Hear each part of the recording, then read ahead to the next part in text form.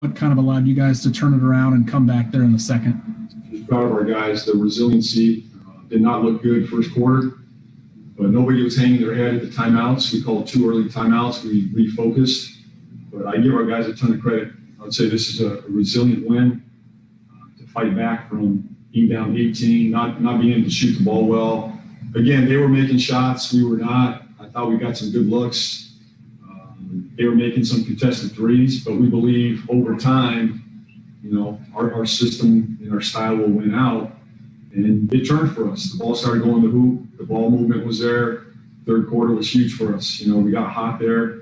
We just knew it was a matter of time. Just kept talking about stay with it and give our guys a ton of credit for staying with it.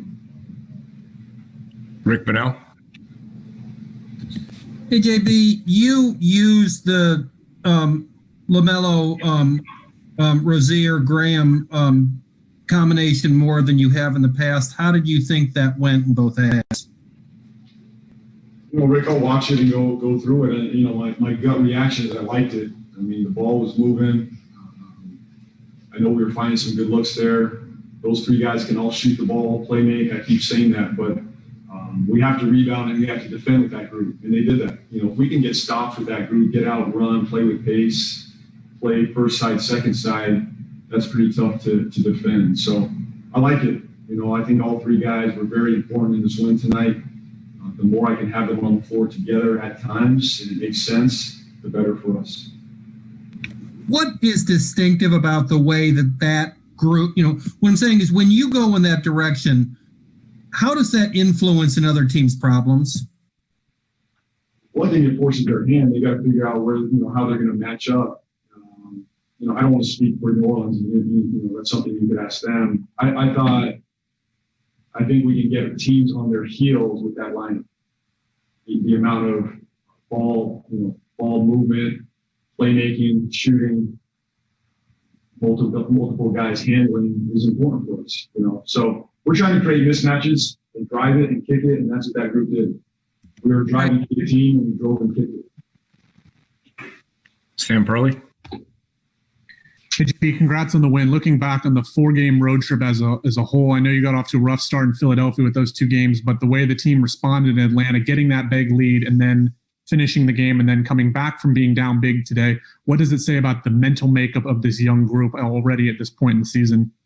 Well, Sam, I'll keep using the word resiliency. I want to stick with that. This is a group that, we had a tough start to the road trip against a very good Philadelphia team. But I thought we got better in there. We weren't perfect, but we got better. And the Atlanta game, I thought we played well. Did not have a great second half, but we found a way again, and it was a resilient win in Atlanta. They caught us, they took the lead, but our guys stuck with it. Same thing tonight. I thought it was a resilient win. It speaks volumes about their character more than anything. I love that they don't give in. We never drop the sword. We keep fighting, we keep competing, and we figure it out. We're not going to win every game, but we're going to continue to fight, to compete, and keep fighting for one another.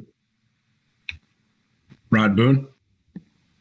Hey, JB, Gordon didn't score the ball well so much in the first half, but to come out, finish with 26 points in the game, what does it say about him and his veteran common presence for you guys to come out there and help out the second half the way he did? Well, Rod, he's a pro. He's been here before. In big games, college, pro. He's not fazed by a bad half, a bad quarter, a bad shooting game. He's coming out the next night, to get the same look. Same thing in the second half. Nobody was hanging their head at halftime. We could not. I think we were shooting 40% at half. And we said, just let's come out, get the same shots. They're going to fall. And Gordon has that same mentality. Danny Thompson.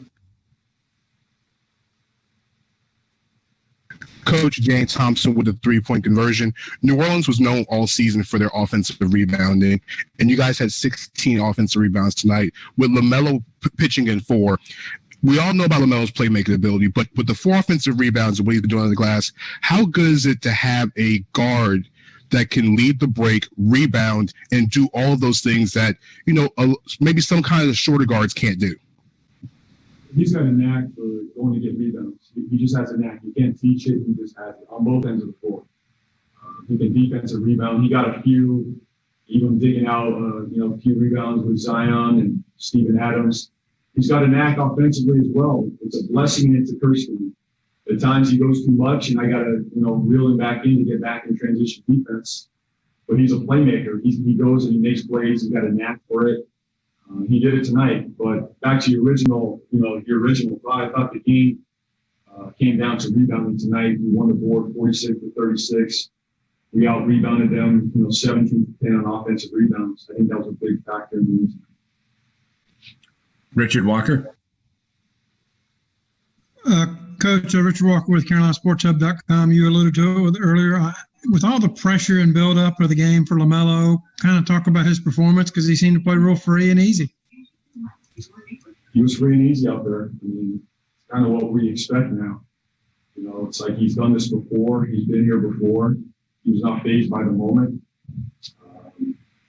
I'm just proud of him. I think he's a fantastic young player. He energizes our group. He brings us great confidence, a swagger that we need at times. And I thought he was fantastic. Richie Randall.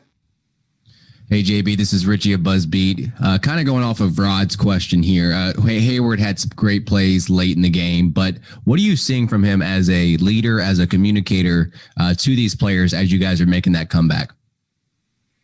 Well, as leaders, we have to communicate. You have to talk. And he's done that more and more each game. He's getting more and more comfortable in the role.